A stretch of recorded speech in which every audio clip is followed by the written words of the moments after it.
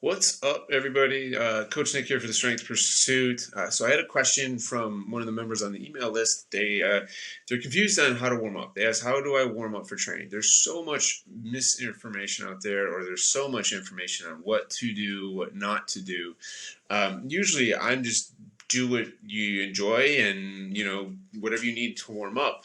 But I'm also very big on not wasting time when we go to the gym. So what we normally see, and this used to be me, is the guy in the upper left hand corner. We lay on the foam roller for 10 minutes, and we go text for 10 minutes, and then we got our booty band walk things, which don't do anything. So you can stop doing those.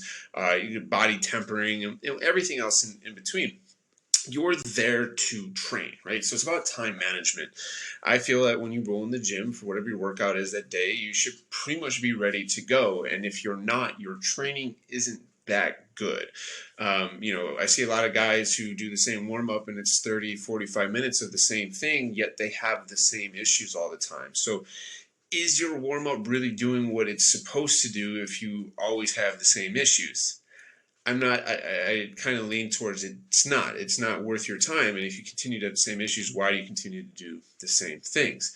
So it really depends on what you're training that day. If it's strength, whatever you're doing to warm you up should get you ready to do whatever your main movement is that day. And I'll show you here in a minute what a good warm up would be for that. For speed, we got to do some just slow build up work to get us towards speed work. Speed work's 100%, so we don't want to just run into 100% cold. We want to warm up just a little bit, but it's not as difficult as people make it out to be. And then conditioning, just like jump on your bike, or you're jogging or sled pulling, just start light or slow and build up your intensity as you go.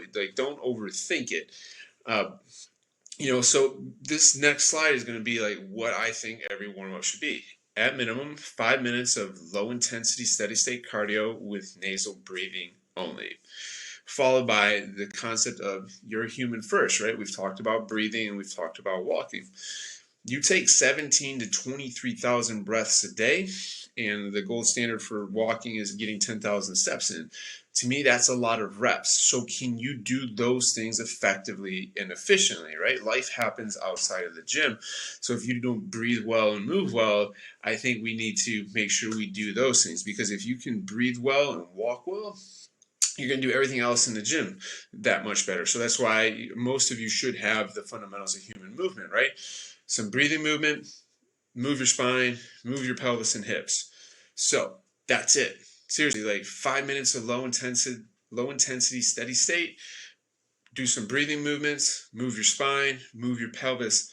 Literally, that's it for strength training. So here's a strength warm up I have just about all my athletes. They do that 5 minutes of low intensity. They do some human movement, and then we go grab the barbell. Some of you watching this are clients, so you can attest to that. We just hop on the Airdyne for 5 minutes with nasal breathing, and then we just hit the spine, pelvis, and some breathing movements, which takes 5 minutes, 10 minutes maybe at most, depending on how you feel, and then we go grab the barbell. Do some lifts, right? So if we're squatting that day, do some tempo lifts. Go down slow, come up slow, see how you feel, right? If you feel good, why should you do anything else for your warm-up, right? 5 to 10 minutes, and then we should be good to go. But if you're squatting and you feel a little off, then we can reevaluate, right? If you're feeling a little beat up with no specific or acute pain, go to some more specific joint movement of the hips, the shoulders, the knees, the elbows, right? You can even load it, throw in a kettlebell or a light dumbbell. Just get some, for squatting, do some goblet squats, some swings, some RDLs, 2 to 3 sets of those, and then go back to squatting and reevaluate and see how you feel, right? If you're feeling a little bit more beat up than usual, do the specific joint movements, and then do 2 general movement patterns that stress the area of specific pain and or issue. If your hip's feeling tight, go get to movements that'll address that, right? So don't overcomplicate it. And if you feel no pain, just go lift, right? That's what we're there to do.